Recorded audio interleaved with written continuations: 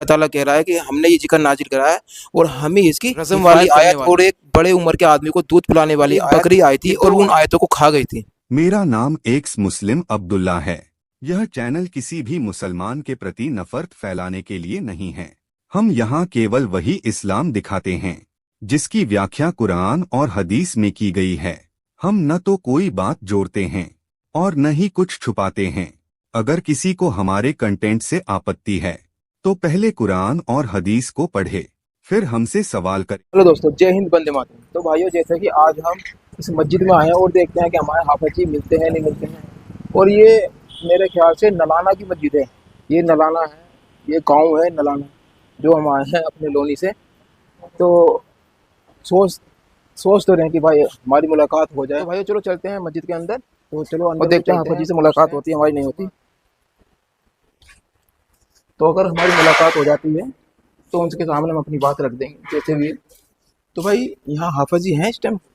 اوپر ہے، چلو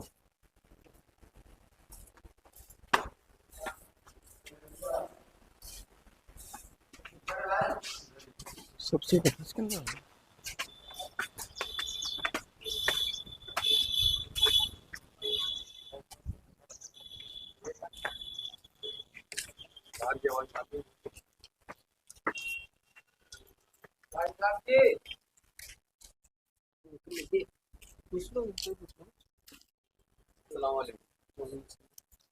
السلام علیکم جی بھائی صاحب، ہمیں نا لونی سے آئے ہیں۔ اس کو بند کرو۔ ٹھیک ہو نا؟ تو بھائیو، جیسے کہ ابھی ہماری حافظ جی سے بات ہوئی تھی تو انہوں نے کیمرہ آف کروا دیا تھا، تو اس کی کوئی وجہ ہوگی، وہ جانتے ہوں کیا وجہ تھی۔ تو اب ہم جو ہیں نیچے آ گئے، ان کا ویٹ کر رہے ہیں، وہ کہہ رہے ہیں میں نیچے آنے والا ہوں۔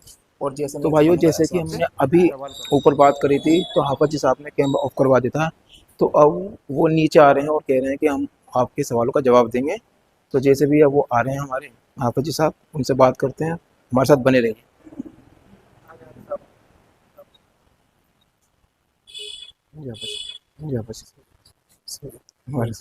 ہاں جی بھائی، کہہ رہے ہیں۔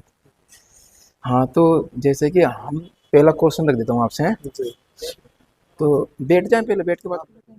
آپ ہمارے ساتھ راضی ہوئے؟ تم یقین نہیں کرو گے، ہم بہت مسجدوں میں گھوم جائے، بہت لوگوں سے ملاقات ہوئی، جیسے ہی ان کے سامنے ہم سوال کا نام رکھتے ہیں نا، وہ ایک دم ہمیں بند کروا دیتے ہیں اور ہمیں واپسی بھیج دیتے ہیں۔ تو بھائیو، جیسے کہ میں پہلا سوال رکھتا ہوں، تو پہلا کوشچن کے طور پر سورہ نساء کی آیت نمبر 82 کہتی ہے کہ افلا تدبرون القرآن ولو کان من عند غیر اللہ لوجدوا فیہ اختلافا کثیرا، کہ اگر یہ ہماری طرف سے نہیں ہوتا، اللہ تعالیٰ کہہ رہے ہیں کہ اگر یہ قرآن، یہ ذکر ہماری طرف سے نہیں ہوتا تو اس میں تضاد پیدا ہوتے، یعنی تضاد ہوتا ہے، ٹکراؤ یا کانٹرڈکشن ہوتا۔ ٹھیک ہے بھائیو، تو اللہ تعالیٰ نے یہ کلو دے دیا اس کو جانچنے کا، پرکھنے کا، قرآن کو، کہ اگر یہ ہماری طرف سے نہیں ہوتا تو اس میں تضاد ہوتا۔ لیکن جب ہم اس قرآن کو پڑھتے ہیں تو کئی ٹکراؤ ملتے ہیں، جس میں سے میں ایک رکھنا چاہوں گا، جس میں سورہ یونس کی آیت نمبر 64 کہتی ہے لا تبدیل لکلمات اللہ، کہ اللہ کے کلام میں کوئی تبدیلی نہیں ہو سکتی۔ ٹھیک ہے بھائیو، اور اس کو کانٹرڈکٹ کرتی ہے ایک سورہ بقرہ کی آیت نمبر 106، جس میں لکھا ہوا ہے ما ننسخ من آیات او ننسیها نأتی بخیر منہا او مثلہا علم تعلم ان اللہ علی کل شیء قدیر، کہ ہم جس آیت کو منسوخ کر دیتے ہیں یا بھلا دیتے ہیں اس سے بہتر دوسری لے کر آتے ہیں۔ کیا تم نہیں جانتے اللہ تعالیٰ ہر چیز پر قادر ہے؟ تو ان چیزوں میں ہمیں ٹکراؤ ملتا ہے۔ کیسے ٹکراؤ ملتا ہے؟ کہ وہاں اللہ تعالیٰ کہہ رہا ہے کہ ہمارا کلام تبدیل نہیں ہوتا، اور سورہ بقرہ کی آیت نمبر 106 میں کہہ رہا ہے کہ ہم اپنے کلام کو منسوخ کر دیتے ہیں، یعنی بدل کے دوسری آیت لے آتے ہیں۔ تو اس پر آپ کی کیا رائے؟ بسم اللہ الرحمن الرحیم۔ دیکھیے بھائی، بہت اچھا سوال آپ نے کیا۔ اس کے اندر سب سے پہلی چیز یہ کہ آپ کا بہت بہت شکریہ کہ آپ اس اہم ٹاپک کو لے کر کے آئیں، اور یہ اہم سوال بھی ہے، اور لوگوں کے دلوں کے اندر یہ بات بھی آتی ہے کہ قرآن کریم ہم سے کیا کہتا ہے۔ دیکھیے، سب سے پہلی بات تو یہ کہ اللہ تبارک و تعالیٰ نے صاف یہ فرمایا لا یأتیہ الباطل من بین یدیہ ولا من خلفہ تنزیل من حکیم حمید، کہ اللہ رب العزت نے صاف فرمایا کہ وہ قرآن ہے کہ جس کے اندر ذرہ برابر کوئی جھوٹ داخل نہیں ہو سکتا، نہ پیچھے سے نہ سامنے سے، یعنی کہ یہ نازل کیا اللہ رب العزت نے، تو اس کی حفاظت کے ذمہ اللہ نے لیا ہے۔ تو اسی لیے فرمایا انا نحن نزلنا القرآن وانا له لحافظون، کہ قرآن کی ذمہ داری اللہ رب العزت نے خود اٹھائی ہے، اس لیے کہ نازل اللہ نے کیا ہے۔ تو بہرحال قرآن کریم ہم سے کیا مطالبہ کرتا ہے؟ قرآن کریم ہم سے مطالبہ کرتا ہے انسانیت کا پیغام پہنچانے کے لیے۔ ان کے اندر دو چیزیں ملتی ہیں۔ ایک چیز تو یہ ملتی ہے کہ سب سے پہلے ہم پیدا کرنے والے کو پہچانیں کہ جس اللہ نے ہمیں پیدا کیا ہے اور ہر چیز پر وہ اس کی قدرت ہے۔ قرآن گواہ ہے، قرآن کریم کے اندر اللہ رب العزت فرماتے ہیں ان اللہ علی کل شیء قدیر، کہ اللہ رب العزت ہر چیز پر قدرت رکھتے ہیں۔ دوسری چیز ہے کہ پیارے آقا صلی اللہ علیہ وسلم کی سنتوں پر عمل کرنا، آپ کے طریقے کو فالو کرنا۔ تو لہٰذا اللہ کا حکم بھی اور نبی پاک صلی اللہ علیہ وسلم کا فرمان ہم کو اس چیز کی تعلیم دیتا ہے کہ ہم اپنوں کے ساتھ بھی اتفاق سے رہیں اور اپنے دوسرے بھائیوں کے ساتھ بھی محبت و پیار کے ساتھ رہیں، بھائی چارگی کے ساتھ رہیں اور انسانیت کا پیغام دیں۔ اور خاص طور پر توجہ قرآن کریم نے اس چیز پر دلائی ہے کہ ہم خدمت خلق کے لیے آگے بڑھیں، دوسروں کی خدمت کرنے کے لیے، کہ کسی کو کسی بھی پریشانی میں دیکھیں تو ہم تاکہ اس کی مدد کر سکیں، ہے نا بھائی؟ دوسری بات یہ ہے کہ اللہ کا کلام وہ ہے کہ جس کے اندر ذرہ برابر کوئی تبدیلی نہیں ہوگی، کہ یہ اللہ نے صاف قرآن مقدس کے اندر صاف فرما دیا۔ یہاں تک کہ جب کفار و مشرکین نے یہ کہا اللہ کے نبی صلی اللہ علیہ وسلم کے بارے میں کہ یہ من گھڑت کلام ہے، کہا، لیکن اللہ رب العزت نے جبھی قرآن کریم کی آیت نازل فرمائی اور اس کے اندر اللہ رب العزت نے فرمایا کہ جاؤ تم اگر چاہو تو ایک جیسی ایک صورت ہی تم لا کر کے دکھاؤ، تو لہٰذا سب کے سب ناکام ہوئے۔ تو بہرحال بھائی قرآن کریم یہ کہتا ہے کہ ہم انسانیت کو آگے بڑھائیں۔ سب سے پہلی چیز ہے انسانیت اور خدمت خلق، یہ سب سے اہم چیز ہے۔ قرآن کریم کبھی کسی پر ظلم کرنے کی اجازت نہیں دیتا۔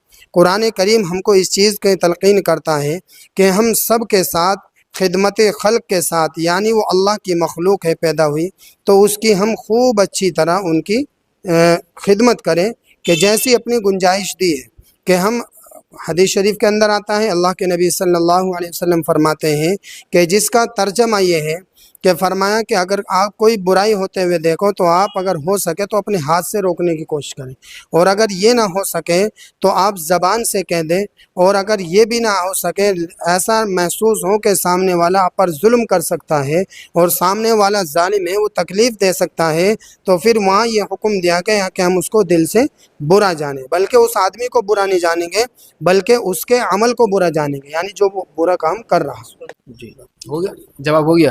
چلو ایک اور اگر آپ کی جائے تو ایک اور رکھنا چاہوں گا، ٹھیک ہے جی؟ قرآن کی جیسے کہ ابھی آپ نے ایک آیت پڑھی تھی، یہ سورہ ہجر کی آیت نمبر 9 کی آپ نے ایک آیت پڑھی تھی کہ انا نحن نزلنا ذکر و انا لہ لحافظون، کہ ہم نے یہ ذکر یعنی قرآن نازل کیا ہے اور ہم ہی اس کی حفاظت کرنے والے ہیں، یعنی ہم ہی اس کے محافظ ہیں۔ اللہ تعالیٰ کہہ رہا ہے کہ ہم نے یہ ذکر نازل کرا ہے اور ہم ہی اس کی حفاظت کرنے والے ہیں۔ لیکن اس پر ہمارا اعتراض یہ بنتا ہے کہ ایک سنن ابن ماجہ کی حدیث ہے 1944، اس کے اندر لکھا ہوا ہے کہ یہ حضرت عائشہ سے روایت ہے کہ جب ہم کفن دفن میں موجود تھے رسول اللہ کی، تو کیا ہوتا ہے کہ ایک رزم والی آیت اور ایک بڑے عمر کے آدمی کو دودھ پلانے والی آیت، یہ دو آیتیں میرے بستر پر پڑی ہوئی تھی، تو ایک بکری آئی تھی اور ان آیتوں کو کھا گئی تھی، ٹھیک ہے؟ تو آج ہم جب قرآن پڑھتے ہیں تو آج ہمیں وہ رزم والی اور 10 بار دودھ پلانے والی وہ آیتیں قرآن کے اندر نہیں ملتی ہیں۔ تو یہ دعویٰ اللہ کا کہ سورہ ہجر آیت نمبر 9 میں کہا گیا کہ انا نحن نزلنا الذکر و انا لہ لحافظون، کہ ہم نے یہ ذکر نازل کیا اور ہم اس کے محافظ ہیں، یعنی حفاظت کرنے والے ہیں۔ لیکن یہاں ایسا محسوس ہوتا ہے جیسے کہ وہ بکری آیت کھا گئی تو بکری نے اللہ کا وہ دعویٰ توڑ دیا، کیونکہ آج وہ موجود نہیں ہے وہ والی آیتیں۔ تو اس پر آپ کیا کہنا چاہیں گے؟ جی دیکھیے، سب سے اہم سوال ساتھی نے یہ کیا کہ جو وہ آیت کریمہ جو ہے بکری کھا گئی تھی بستر پہ سے، تو اس کا جواب یہ ہے کہ وہ بکری از خود نہیں کھائی، وہ بھی گویا اللہ کی مخلوق ہے، تو آپ جانتے ہیں کہ ایک پتا بھی بغیر اللہ کے حکم کے نہیں ہل سکتا، تو لہٰذا گویا اللہ رب العزت نے جو وہ بکری کھائی ہے تو گویا وہ بھی اللہ کے حکم سے کھائی ہے، سمجھ رہے؟ تو یہ ہمارے سامنے صاف دلیل ہے کہ کوئی چیز اللہ کے حکم کے بغیر نہیں کر سکتی، تو اس بنیاد پر اللہ کے حکم کے مطابق ہی اس نے کھائی۔ تو لہٰذا لیکن یہ آیت کریمہ جو ہے انا نحن نزلنا الذکر و انا لہ لحافظون، یہ اس سے بعد میں نازل ہوئی ہے۔ تو لہٰذا جب یہ آیت کریمہ نازل ہوئی ہے تو اس کے بعد کی ہر ایک نقطے کی، ایک لفظ کی اللہ نے خود ذمہ داری اٹھائی ہے، تو لہٰذا یہ قیامت تک باقی رہے گا۔ آج دیکھ لیجئے کہ بہت ساری جگہوں پر یہ ہے کہ ہمارے قرآن کریم کی بے حرمتی کی جاتی ہے، ان کو جلا دیا جاتا ہے، اور لوگ اس چیز کی کوشش کرتے ہیں کہ ان کو ختم کر دیا جائے۔ تو لہٰذا میں ان لوگوں کو کہنا چاہوں گا کہ الحمدللہ اللہ رب العزت نے قیامت تک کی اس قرآن کریم کی حفاظت کی ذمہ داری لی، اور اس کے لیے ہمارے سامنے جو ایڈیل اور نمونہ ہے وہ یہ ہے کہ ہمارے سامنے الحمدللہ علماء کرام موجود ہیں، حفاظ کرام موجود ہیں، اور خدا کا شکر ہے کہ مفسرین موجود ہیں، مفتیان کرام موجود ہیں کہ الحمدللہ وہی ترتیب دے کر قرآن کریم کو ترتیب سے نکالنے کے الحمدللہ ہمت اور طاقت رکھتے ہیں، اس لیے کہ وہ قرآن کریم ہمارے سینوں کے اندر محفوظ ہیں۔ تو الحمدللہ یہ اللہ رب العزت نے ایک ذریعہ بنایا حافظوں کا، یا علماء کرام کا ایک اللہ رب العزت نے ذریعہ بنایا کہ یہ ایک حفاظت کا ذریعہ بنایا، سمجھ رہے ہیں؟ تو لہٰذا اس کا جواب یہ ہے۔ باقی اگر کچھ رہ گیا ہو تو کوئی اس سے جی ہم تو ایک تیسرا سوال اور رکھنا چاہوں گا میں آپ سے۔ یہ سورہ نساء کی آیت نمبر 95 میں لکھا ہے کہ لا یستوی القاعدون من المؤمنین غیر اولی الضرار والمجاہدون فی سبیل اللہ۔ اس کا مطلب یہ ہے کہ جو گھر میں بیٹھنے والے ہیں اور جو جہاد کو جانے والے ہیں دونوں برابر کے نہیں ہیں، سوائے اس کے جو عذر والے ہیں۔ ٹھیک ہے، یہ آیت جو اس طریقے سے آج قرآن کے اندر موجود ہے، لیکن جب ہم ایک حدیث پڑھتے ہیں، وہ صحیح بخاری کی حدیث ہے کہ 4594 حدیث نمبر ہے بخاری کی، تو اس کے اندر لکھا ہوا ہے کہ رسول اللہ کہتے ہیں جید سے جید ان کے کاتبین وہی ہوتے ہیں کہ تختی اور قلم لے کے آؤ، یعنی لکھنے کے لیے قلم لے کے آؤ، وہی لکھنی ہے، کیونکہ وہ کاتبین وہی تھے، لکھتے تھے۔ تو وہ کہتے ہیں نبی ان سے کہ لکھو کہ لا یستوی القاعدون من المؤمنون والمجاہدون فی سبیل اللہ، کہ جو جنگ کو جانے والے ہیں اور جو گھر میں بیٹھنے والے ہیں دونوں برابر کے نہیں ہیں۔ تو نبی کے پیچھے ایک اندھا صحابی بیٹھا تھا جس کا نام تھا ابن ام مکتوم، وہ کہتا یا رسول اللہ میں تو اندھا ہوں، میں تو جنگ کے لیے نہیں جا سکتا، کہ کیا واقع آیت اسی طریقے سے نازل ہوئی ہے؟ تو اللہ سبحانہ تعالیٰ کہتے ہیں کہ اس آیت کو مٹا دیجیے، اب دوسری آیت لکھیے کہ لا یستوی القاعدون من المؤمنون غیر اولی الضرار والمجاہدون فی سبیل اللہ، تو اس میں غیر اولی الضرار بعد میں جوڑا گیا۔ تو اس سے لوگوں کا ڈاؤٹ جاتا ہے کہ اگر واقعی یہ آیت اللہ کی طرف سے آ رہی ہے تو اللہ کو پتہ نہیں تھا کہ پیچھے ایک اندھا آدمی بیٹھا ہوا ہے، اور پھر اللہ نے آیت کو چینج کرا ہے۔ اس پہ آپ کیا کرنا چاہیں گے؟ دیکھیے دراصل معاملہ یہ ہے کہ جیسے آپ لوگوں نے دونوں چیزیں بتلائی، اس کے بارے میں یہ ہے کہ اللہ رب العزت اس چیز کا جواب اسی وقت دینا چاہتے تھے تاکہ بعد میں کوئی لوگ اس پر اعتراض نہ اٹھا سکے، تو لہٰذا اس وقت یہ جواب دیا گیا کہ اللہ کو تو علم تھا، لیکن اللہ رب العزت ہمارا جو انسان ہے، انسان کی فطرت کو لینا چاہتا ہے کہ انسان کس چیز پہ اعتراض اٹھا سکتا ہے، تو انہی کو مد نظر رکھتے ہوئے اللہ رب العزت نے اس کو غائب کیا، اور پھر آیت دوسری نازل فرمائی جو ابھی آپ نے پڑھ کر سنائی۔ تو لہٰذا اس پر میرا مبادئ خیال یہ ہے کہ اللہ رب العزت یہ تمام کی تمام جو چیزیں کرتے ہیں، یہ خلاصے جو ہوتے ہیں، یہ ہمارے فائدے کے لیے اور آنے والی نسلوں کے لیے فائدہ مند ہے۔ کس لیے؟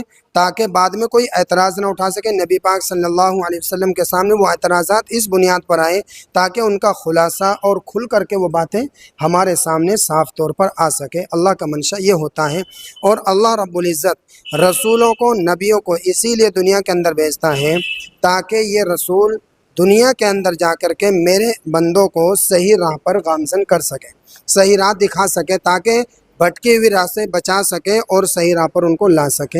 اس لیے اللہ رب العزت نے وہیں پر خلاصہ کیا۔ تو میں جانتا ہوں کہ یہ بھی ہمارے لیے بہتری ہی ہے، ہم لوگوں کو اس پر اعتراض نہیں اٹھانا چاہیے۔ کیوں؟ اس لیے کہ بعض اوقات ایسے کہ کسی بھی قرآن کریم کا اعتراض اٹھانے سے گویا بعض مرتبہ آدمی مرتد ہونے کا خدشہ ہوتا ہے، لیکن بشرطے کہ اگر وہ عالم نہیں ہے۔ اگر عالم ہے تو ظاہر سی بات ہے وہ دوسروں کو دیکھتا ہے، دوسری آیتوں کو دیکھتا ہے، حدیث شریف کو دیکھتا ہے، تو الحمدللہ وہ کبھی بھی مرتد کی طرف نہیں جاتا اور نہ ہو پاتا، لیکن ایک عام آدمی ہے تو وہ اعتراض اٹھا سکتا ہے۔ جی تو لیکن میں یہ کہنا چاہوں گا کہ جو بھی اللہ رب العزت نے موقع پر ہمارے پاس قرآن کریم موجود ہے جو نازل کیا ہے، تو میں یہ کہنا چاہوں گا کہ جو سامنے قرآن کریم موجود ہے جن پہ شدید ضرورت ہے عمل کرنے کی، تو بہتر ہے کہ ان پر عمل کیا جائے۔ اگر ہم بحث مباحثہ میں جائیں گے، بحث مباحثے کا اور اختلافات کا کام یہ علماء کا ہے، تو اس لیے علماء کو دے دیا جائے تو بہتر ہے۔ ایک سوال اور رکھ سکتے ہیں اگر اجازت ہو تو؟ چلو ٹھیک، تو بھائیو چلتے ہیں پھر اپنی منزل کی اور۔ تو یہ مسجد تھی وہ، دیکھ لیجیے، جن سے ہماری بات ہوئی ہے۔